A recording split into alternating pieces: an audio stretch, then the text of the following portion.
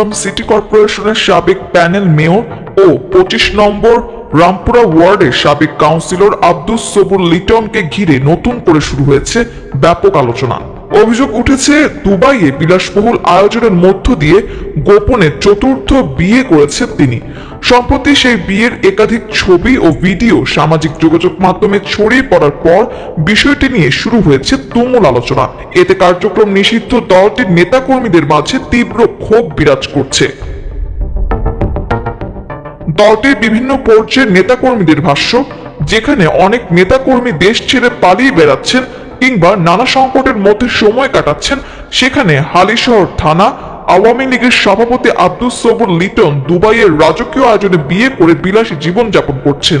তাদের দাবি, এমন ঘটনা কর্মীদের হতাশ করেছে এবং দলীয় অঙ্গনেও নতুন করে আলোচনা তৈরি করেছে। তবে আব্দুস সবুর লিটনকে ঘিরে বিতর্ক নতুন নয়। ব্যক্তিগত জীবন, একাধিক বিয়ে এবং নানা অভিযোগের কারণে বহুবার আলোচনায় এসেছেন তিনি।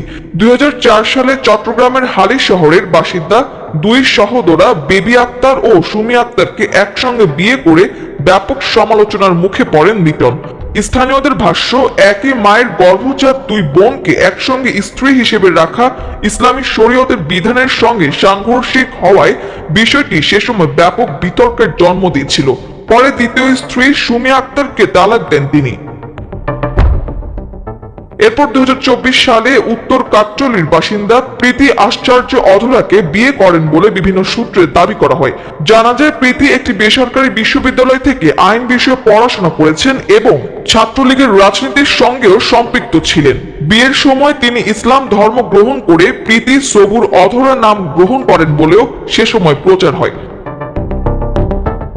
এদিকে সম্প্রতি সামাজিক যোগাযোগ মাধ্যমে ছড়িয়ে পড়া কয়েকটি ছবি ও ভিডিওতে দেখা যায় শেরওয়ানি পরিহিত লিটনের পাশে বধূ বেশে রয়েছেন এক তরুণী। কোথাও কেক কাটছেন, কোথাও ফুল বিনিময় করছেন, আবার কোথাও একে অপরকে জড়িয়ে ধরে ছবি তুলছেন। বিভিন্ন সূত্রের দাবি, ওই তরুণীর নাম জেনিফার চিনি। তিনি চট্টগ্রামের বাঁশখালীর বাসিন্দা এবং একটি বেসরকারি টেলিভিশনে উপস্থাপিকা হিসেবে কাজ করতেন। তবে এই বিয়ের বিষয়ে লিটনের পক্ষ থেকে আনুষ্ঠানিকভাবে কোনো বক্তব্য পাওয়া যায়নি। চতুর্থ বিয়ের এই খবর সামনে আসার পরই আবারও আলোচনায় আসে লিটনের আগের 3 স্ত্রীকে ঘিরে নতুন এক বিরোধ।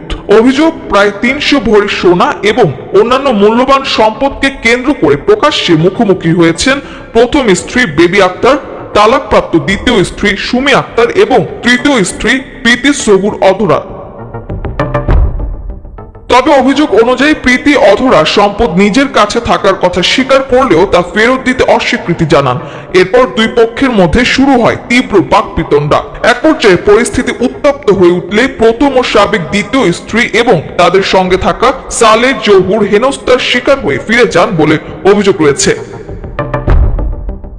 এই ঘটনার ভিডিও পরে সামাজিক যোগাযোগ মাধ্যমে ভাইরাল হয়। ভিডিওতে দুই পক্ষকে একে অপরের বিরুদ্ধে নানা অভিযোগ তুলতে দেখা যায়। কোথাও প্রীতি অধরা দাবি করছেন তিনি কিছুই ফেরত দেবেন না, আবার অন্যদিকে প্রথম স্ত্রী বেবি আক্তারকে লিটনের সম্পদ ফিরিয়ে দেওয়ার দাবি জানাতে দেখা যায়। এমনকি ভিডিও কলে থাকা লিটনের সঙ্গেও কথা বলতে দেখা যায় তাকে।